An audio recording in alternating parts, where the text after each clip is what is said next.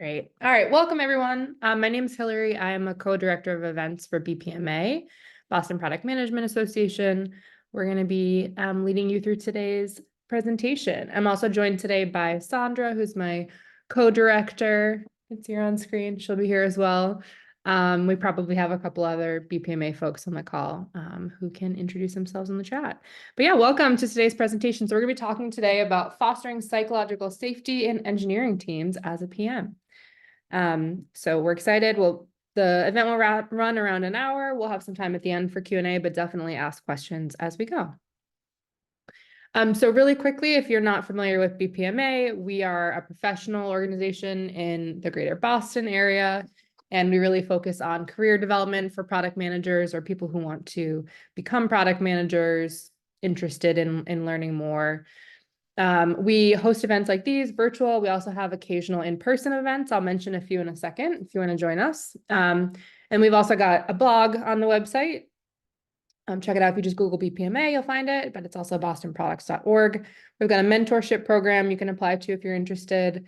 We've got a job board on the website, a Slack community for members, lots of good stuff. But today we'll be gathering some folks, hopefully from near and far, to talk about a product management related topic.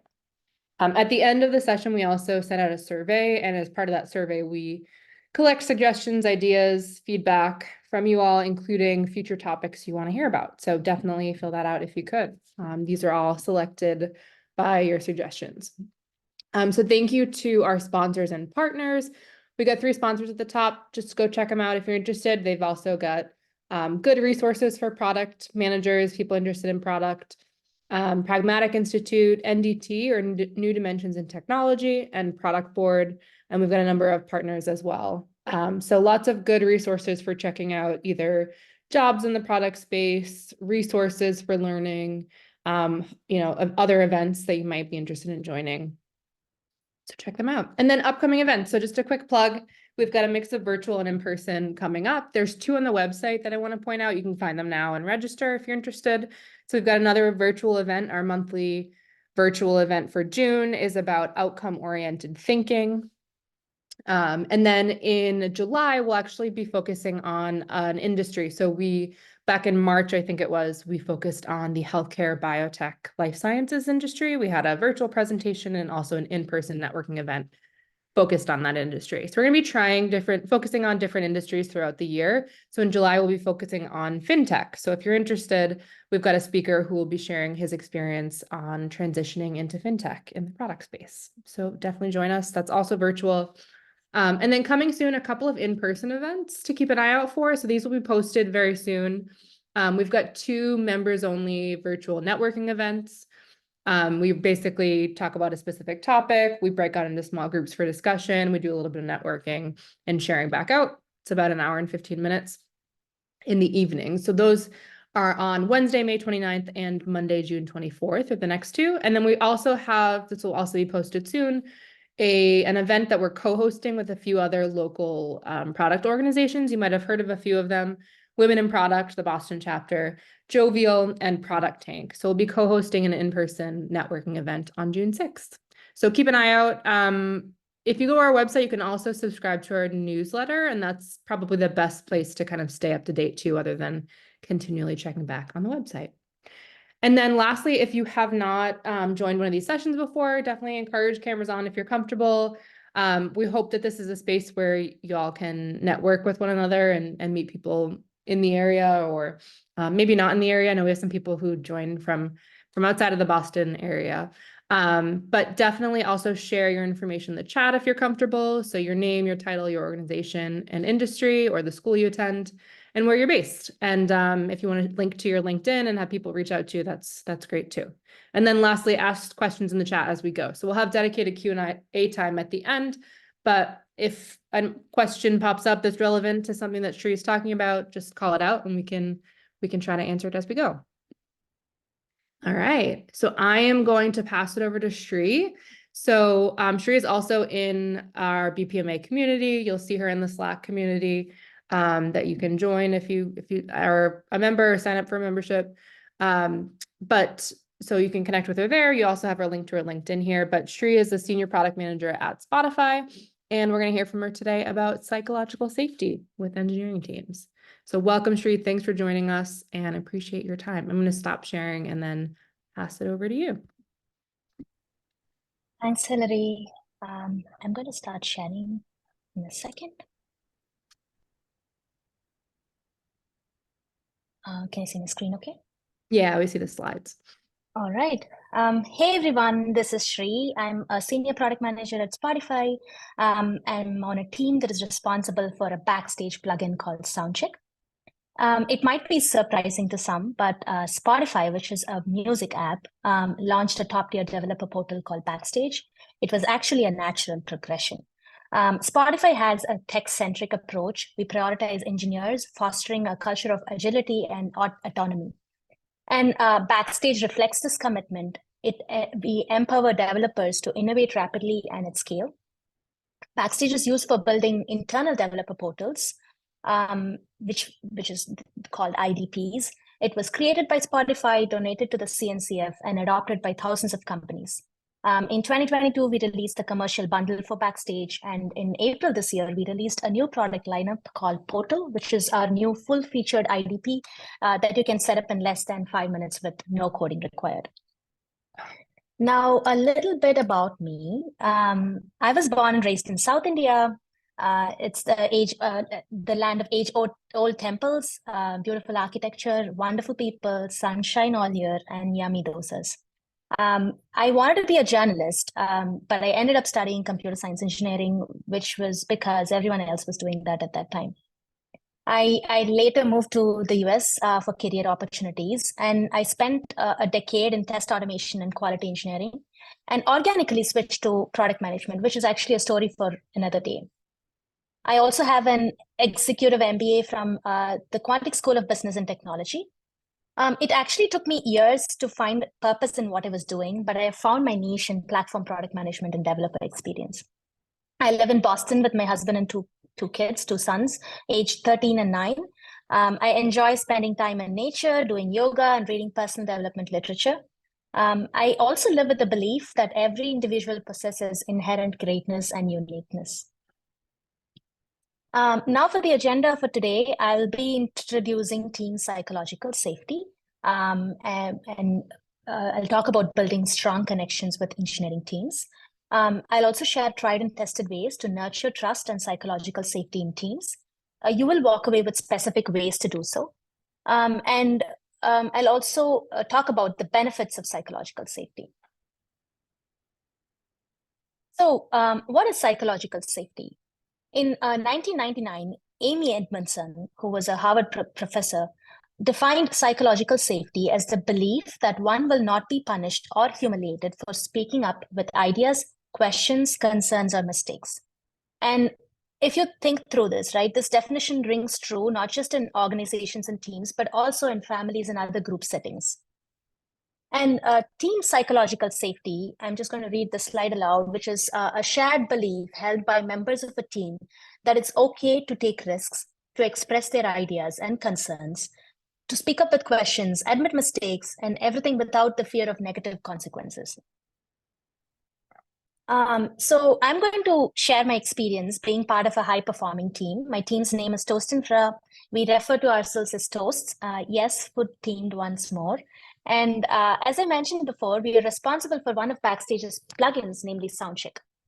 At Spotify, teams are called squads. Some of you might be familiar with the famous Spotify squad model. It dates back to 2011. If not, I would highly recommend looking it up. And to explain it a little bit, squads are designed to work like mini startups, and they're responsible for their long-term vision. They own a slice of the overall product, and in this case, Backstage. When my engineering manager and I joined the squad in late 2022, the team was a bit all over the place. There was a clear lack of product vision. Overall morale seemed low for the plugin Soundcheck. So we set out on a mission to enact change. And I can happily say that we have achieved significant progress and success. And we are now one of the most top performing teams in the organization. And not just that, right? We are truly proud of the product that we have built together. And I can say that it's nothing but the collective team effort that Soundcheck is now a much loved plugin within Backstage. I'm now going to share some of my learnings from Spotify and other high performing teams I've been part of in the past. And as I go over these suggestions, I'm going to try to share real world examples from my experience with each of them. So I'm going to focus on this cloud in the middle with this red star, which is the first step would be to admit you have a problem, right? And if you want to bring change, that's the first step to go about doing. And assuming that the team is happy and does not initiate, just assuming that the team is happy does not initiate change. So I would suggest taking a step back and assessing if change is needed. And the next one I want to talk about is involving engineers early and getting early feedback. We all know that engineers are inherently innovative and they excel at addressing technological challenges. By involving them early in the process, from soliciting their contributions to a product roadmap, for example, and to sharing the product requirement document with them at an early stage, we can foster a culture of trust and boost their confidence. A case in point occurred when I was going over a product requirements document with the team. I had assumed that the problem we were addressing was well defined in the document. However, the insightful questions that the team raised highlighted the need for me to clarify and better define the problem at hand. I went back, refined the document, and we had another round of review async. The next one I want to focus on is practicing humility as a product manager or a leader within a team, right? Being vulnerable is really important. And don't be afraid to say, I don't know, or don't be afraid to ask, can you teach me? There have been so many instances where I've practiced this by saying, I don't know. And when leaders say, I don't know, it encourages the team to open up as well. And I also think this is something that is ingrained in Spotify's culture. Like leaders show vulnerability and they're not afraid to take risks. In turn, teams take risks and experiment, which leads to innovation. Also, encourage others to poke holes in your plans. This can be a little bit scary in the beginning, but I'm going to share an example of how we can do so later in the session. And as Simon Sinek says, doing something alone is difficult, together is easier. The next thing I want to focus on is embracing the team spirit firsthand. For instance, every team member, including myself and my engineering manager, posts our end-of-day status updates on Slack in the team channel. So this helps us share what we have accomplished each day. And when I share updates on meetings with customers, stakeholders, this feels that the team feels that they are in the know, and they also feel included. And the last one I want to talk about is giving more than you take, which is also difficult in my experience. And it's not just about attentively listening to the team's feedback, right? It's also about interacting their suggestions and enhancing the product. So this reflects a dedication to valuing the team's needs and ideas over personal agendas or preferences. And what this leads to is ultimately improved product outcome for all those who are involved. And establishing trust and psychological safety is a very gradual journey, right? While developing a feature might occur swiftly, trust requires time and it cannot be hurried. And it's like running a marathon rather than a sprint. And I'm using an often used Spotify analogy here as well. Now, I'm sure you're curious as a PM on how you can drive positive change through action. I'll discuss some tools and share templates of brainstorming sessions that I've conducted with my team with the goal of gathering feedback and engaging them in the process.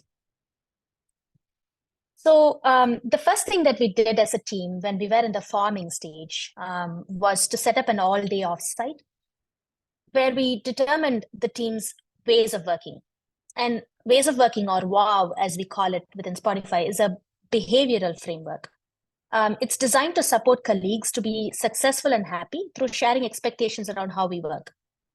For example, right, if my working hours are from 8 a.m. to 4 p.m. and I'll be available on Slack only until 4 p.m., I would articulate that in the WOW document for the team to see. And what this would help doing is that my team members will know when to address any questions to me, when to schedule meetings, and everybody's schedule is out there to go and refer. It's the way we work is really transparent. Additionally, we also did a manual of me for each team member, what you see on the slide. So what this helps team members is with understanding each other better.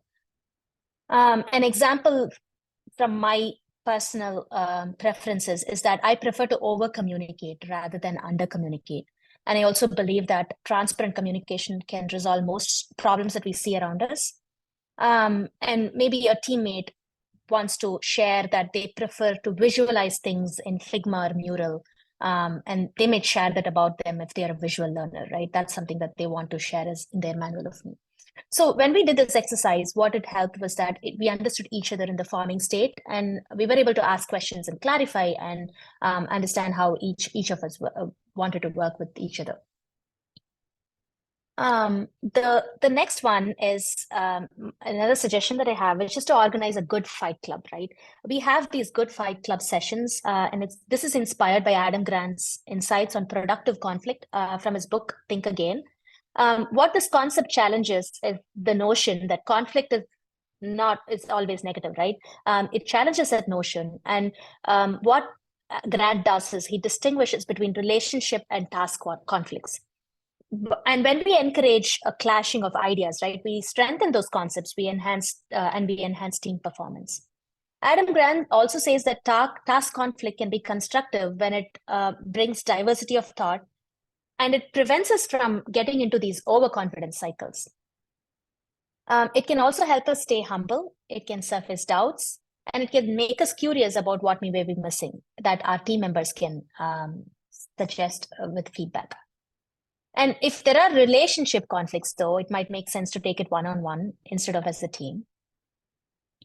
And as a PM, we have the opportunity to engage in these sessions to refine and challenge our product ideas, right? Let's say you want to review a PRD, a product requirements document with the team. And if you see this Good Fight Club session template, I've structured the main sections of my brainstorming session centrally. Like, for example, in the PRD, I had a problem to solve section. Let's say I have a requirement section, impact, and milestones, right? These four stickies here map to sections in my PRD. And surrounding this is this layout are areas for feedback and queries. There's positive feedback on the left top corner. There's negative feedback or suggestions for improvements. And then this is actually 2 screenshots of the same page. I've split that into 2. And then there's ideas on the bottom left and unanswered questions to the bottom right. So when you want to appreciate a section, for example, right? I've added some examples here. The team added a feedback that's a great visualization and explanation of history to understand concept, the context, and the team was really excited for that particular PRD or whatever I had shared in that session.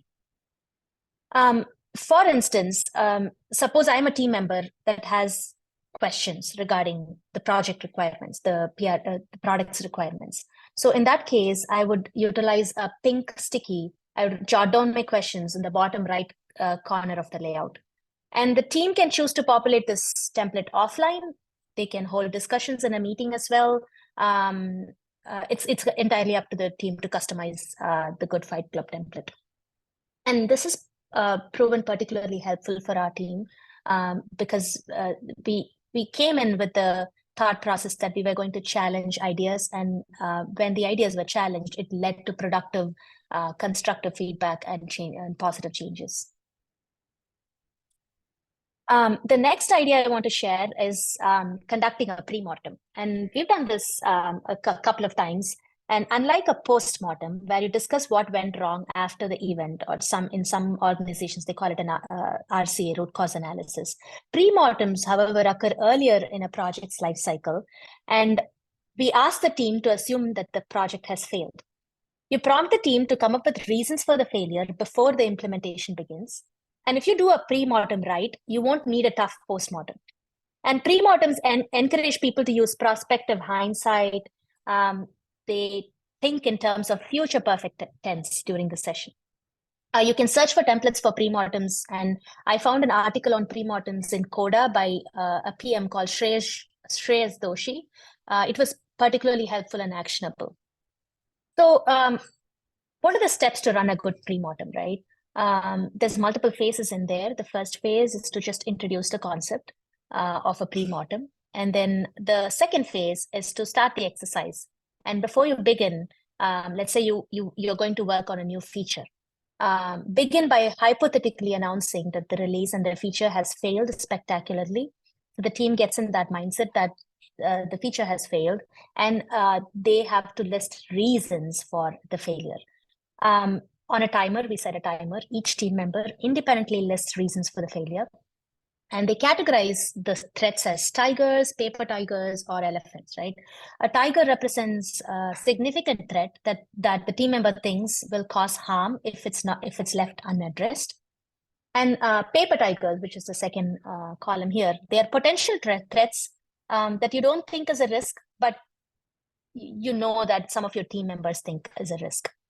And elephants are the concerns that the team member may be neglecting to address, the elephants in the room that you want to bring up. So in this screenshot from my team's pre-mortem, you'll observe that some threats initially were classified as tigers, and then they were later classified as paper tigers. And that indicates that they are less daunting than initially perceived. And elephants all remained as significant concerns, and some of the elephants were also classified as paper tigers. So what we do after generating the ideas is that we group them and vote them. If you see these sections here, I've removed the content, but these are stickies that belong to a specific team. And then we group them in teams, and then we spend a few minutes voting on themes that we think are really important to all of us. Each team member gets 2 or 3 votes. And once the voting process is done, we pick the ones with the maximum votes and share reflections around the team. We discuss concerns, we question the significance of certain threats, and it's a period of active conversation. And then the next phase is actually action planning, right? Okay, so we have all these ideas. What action items do we take out of these?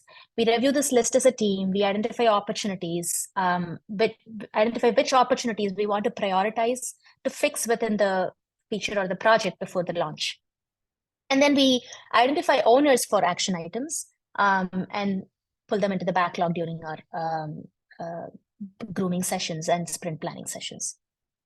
Then before I close these pre-mortem sessions, right, I usually request feedback for improvement, and any brainstorming session for that matter. This has been really helpful for me because it helps me get better at the next pre-mortem or the next brainstorming session.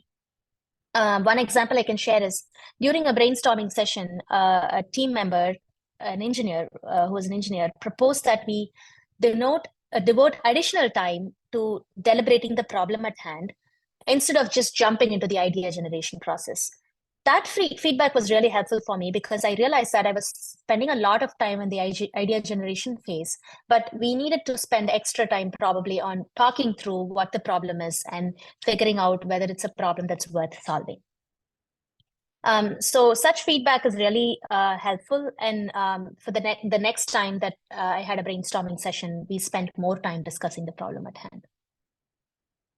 I know that's a lot of content, but what are the benefits of psychologically safe teams, right?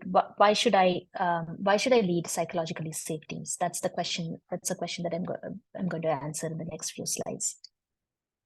So a psychologically safe team is engaged and motivated. They take better decisions. They are continuously in a learning mode. And what this does is it unlocks creativity towards business goals. So we'll talk about team flow state in just a bit, but there's three benefits to psychological safety. First, that it leads to team members being more engaged and motivated. They feel that their contributions matter, and they're able to speak up without fear of retribution. And the second is better decision making. It leads to better decision making as people feel more comfortable voicing their opinions, and it leads to a diverse range of perspectives being heard and considered. And the third is that it can foster a culture of continuous learning and improvement. Team members feel comfortable sharing their mistakes and learning from them as well. Now, flow is a term that was coined by Mihai Csikszentmihalyi, which is a state of intense focus and enjoyment in an activity where an individual experiences optimal performance and satisfaction. We've all been in this flow, right? When you're probably gardening, when you're cooking, and you feel like time flies, something that you really enjoy doing, and you have a sense of purpose in doing. That's the state of flow. And similar to individual flow, there's team flow, which refers to a state of collective immersion, focus, and high performance, which is experienced by a group of individuals that are working towards a common goal. And in this state, what happens is that team members are fully engaged, they're highly productive, they're deeply connected to each other, and they often lose track of time, and they feel a sense of shared purpose and accomplishment. And team flow occurs only when there is a seamless coordination, effective communication, and a connection, deep connection between team members. And this obviously leads to optimal performance and outcomes. So I want to talk about, so what is work without fun, right? We as a team, we frequently participate in enjoyable activities together. We utilize Slack emojis to express hot takes. There's Slack emojis about goalie issues, about disaster recovery. We have Slack emojis for almost everything where we engage in a fun way. And during team outings, we enjoy solving escape rooms together. And we also host Friday team fikas. So what fika is a Swedish tradition of coffee breaks with pastries, which promotes socializing and relaxation. So what we do is we have these recurring team fikas on Fridays where we meet as a team and we just have fun. So we once played a game online using drawbattle.io. And credit for this idea during a fika goes to my engineering manager and a peer PM. But during one Friday session, there was low attendance. Two of us had formed one team and the other two was the opponent team. I must admit, I'm not skilled at drawing, which is very obvious from what I'm showing here. And I was very nervous about the fun battle idea. Drawing on paper itself is very daunting for me, and let alone drawing on a screen while being watched by teammates, I was terrified. So the session required me to draw a zebra, which I attempted on the left side of the slide. And to cut the story short, my teammate could not figure out what this was. We lost, obviously.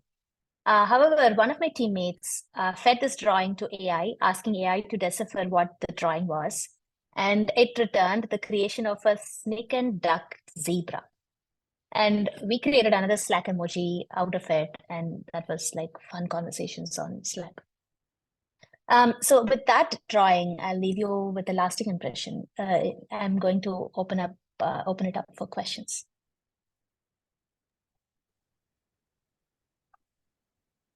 Yes, we got a few questions, Shri. Hillary asked a question if you have any recommendations for how to build a strong team culture to motivate teammates when you have a very small team. No, that's a great question. When the team size is small, right? Brainstorming sessions seem more like one-on-ones. Let's say if there's just two engineers on the team and then there's a PM, there's the number of ideas that get generated also is less. But the ways of working is something that you can probably leverage, right? If it's just two team members and a PM, what is the way of working that would fit this small sized team? And also conversations can be more deep when it comes to smaller teams, and I see it as an advantage as well, right? You get to share your ideas more as an engineer, and as a PM you get to focus with engineers on one-on-one sessions maybe. So I think that's also an advantage that we can look at that way. Yes, I recognize that. And do you have also recommendations when you get a new team member in an already established team? That's a great question. Yeah, we've had new team members on board, and initially it's a period of team farming stage again, right? The team gets used to the engineer gets used to the team's ways of working. But what we do is we try to engage them in all of these fun fika sessions. They get to understand each other. We share the manual of me. Every individual's manual of me is shared with this new team member. We also have an onboarding document which includes links to ways of working, these brainstorming sessions, Figma and Mural, and and we have one-on-one sessions with the new engineer. The EM has a session, the PM has a session, and every team member also talks to them on a one-on-one basis, right? It takes a while. I would say it takes at least a month for the team member to stay engaged, to start getting engaged and feel part of the team. But then after that, we've always noticed that they are super happy to be on the team. And when one of the consultants left the team, they were really, really sad. So it shows that they could onboard within a short period, get connected to the team, and enjoy as well. Yeah. So the onboarding also is shorter with all these activities. Mm. And what if you join an established team and there is kind of a negative culture or difficult cooperation and you would join the team? Are there specific things you would do? Yes, like I said, when I joined the team was in a farming stage, and there was I would say that the morale was pretty low. So it took multiple sessions to take steps back and figure out what the problem was, and understand that it's a give and take thing, right? If leadership is open, if leadership is vulnerable, if we can share with and take risks in a team setting, I think it slowly starts. They slowly start engaging the team members as well, and I have specific experience where the team was in a negative state, you would say, and then it slowly turned over time. Like I said, it's a marathon and not a sprint, and it's going to take time building trust with engineers. But I have a very strong feeling that with the right tools and with the right attitude, every team can get there. Okay, got it. I have a few more questions, but I'm gonna maybe leave them for now and let you continue. And towards the end, I will make sure to also ask those. We can take the questions. I think Okay. my slides are done, and Okay, it's just time got for it. questions now. Got it. Yeah. So we have a question from Lokesh who says, when you have short timelines to deliver and you know it puts some pressure on the team, how do you approach such scenarios? That's a great question. And it's something that all of us have experienced, right? Time is short. We need to deliver the features. But then prioritization as a PM is super important at this time, right? This is when the PM needs to say no. And we cannot do everything within the capacity that we have, right? So EMs and PMs work together, and we decide what is most important for the product as a whole and for the industry. And then we decide which ones we are going to say yes to and which ones we are going to say no to. And being able to prioritize that and share with the team on why certain things were prioritized, and probably take their inputs as well when we prioritize it, right? It helps the team. It helps reduce stress. And saying no is such an important piece of being a PM. So I think we should leverage that capacity to say no. Right. Yeah, helping them to understand it will definitely help. Yes. And from Priya, we have a question who asks, how do you ensure psychological safety in new journeys coming from other company cultures? Sure. There's the interview process is super important, right? We need to make sure that people who are joining a new team can actually work with the team in a positive basis. And the interview process is very important to determine that. Maybe the culture of the incoming team member is different and they might not fit into the organization's culture, right? So it's important to vet that in as part of the interview process. Yeah, definitely. And what is best to manage conflict of interest with the dev and engineering team about ranking product features, talking about priorities of features? Sure, that's another great question. When we rank features, right, what is the goal that we are working towards? And if you look at it from a product perspective, it's the outcome, right? What is the outcome, and what are the metrics, the success metrics that we want to target? It's very important to be very data focused and figure out, for example, I want my users to have a smoother onboarding process, and I want to probably reduce the onboarding time by 50%. If that's my outcome, I need to prioritize only those features, right? If the outcome that I'm focusing on as part of the product strategy is different from the features that I'm building, we are going to be very far apart. We are not going to deliver anything that the users are looking for. So it's important to assess what outcome we want to work towards, use data to make informed decisions, and then prioritize the backlog. Right.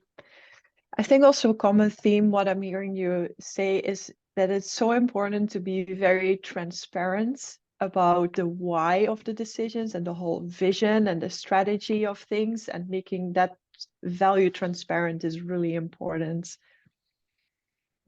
Yeah, 100%. I think we underestimate the power of working as a team. So even with a product strategy, right? Let's say I write the product strategy of a product, but then unless I invite engineers to give me feedback on the strategy, it's not going to be a well-rounded strategy. Maybe I'm missing something that they have access to. Maybe I'm not understanding something about an implementation detail on in the product. So it's very important to practice transparency, and like I said, involve the engineers early in the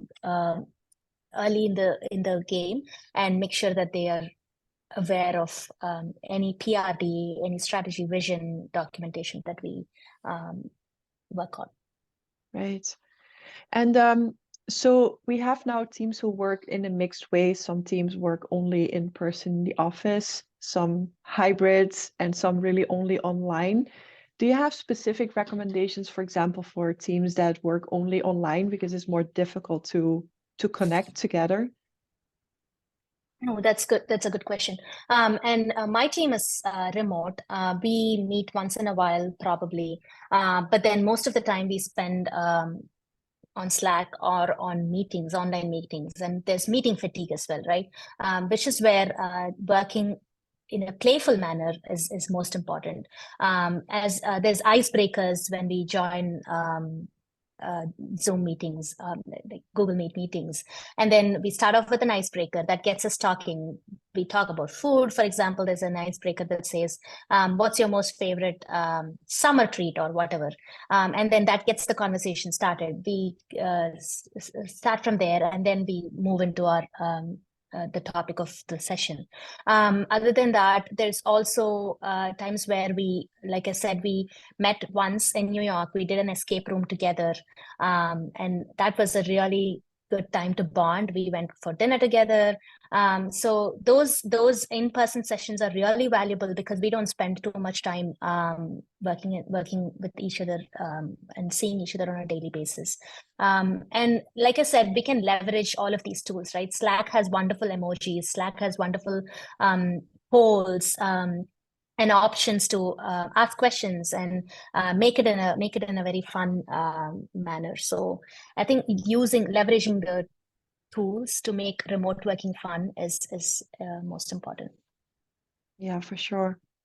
And Danny asks also, at what stage of the product development process do you employ that pre-mortem discussion? And do you use it? And do you use if on all developments? Yeah, that's a fair question. So I have not used it for every product development or every feature.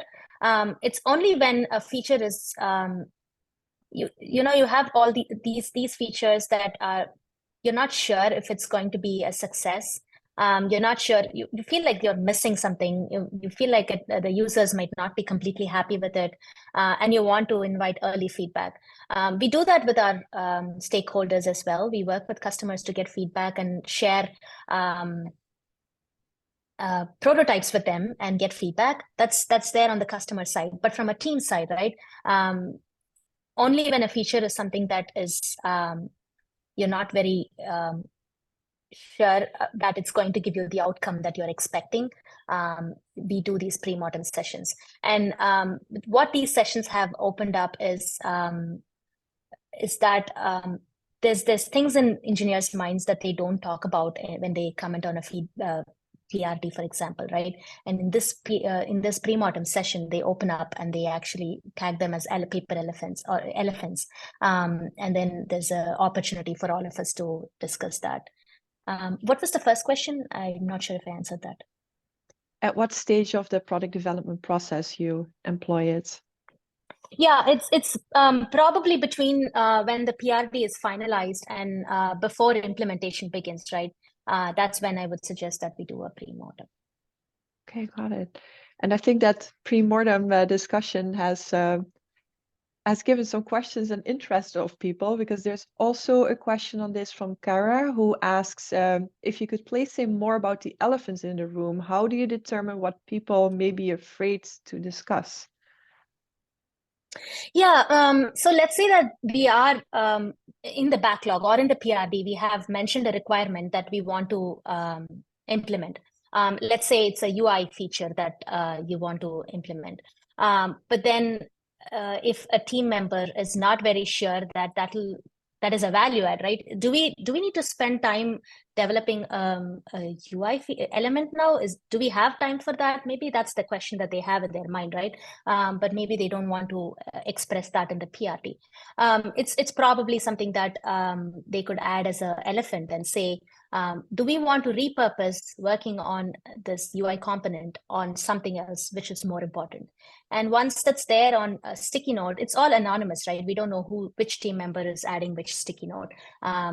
So when it's anonymous, people tend to open up, and that's when the conversations get started. And we've also prioritized when in such situations, right? We've realized that maybe this is not as important as we originally thought, and we have deprioritized it. So that's also happened. And I guess when people are not used to that method and that way of working, if you're the first one to just address these elephants in the room, then maybe more people will follow eventually. Yes, it just takes one person to get it started and then it starts flowing. Got it. Yeah. All right. So I don't have any other questions here in the chat. Is there anyone who is joining who would like to ask a question? Also feel free to unmute if you'd like to, or put it in the chat.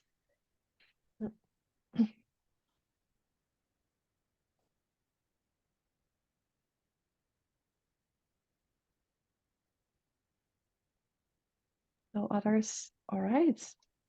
Okay, then I wanted to give a big thank you, Shri, for your presentation. That was very interesting and well done. I think there were some good responses here also in the chat. So thank you so much for this. Appreciate it.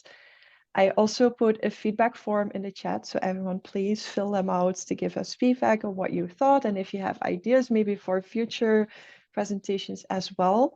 And so thank you so much, everyone, for joining here today. Hope to see you next time in another event. And again, Shri, thank you so much. Have a good day, everyone. Thanks, everyone. Thank you. Thanks for joining.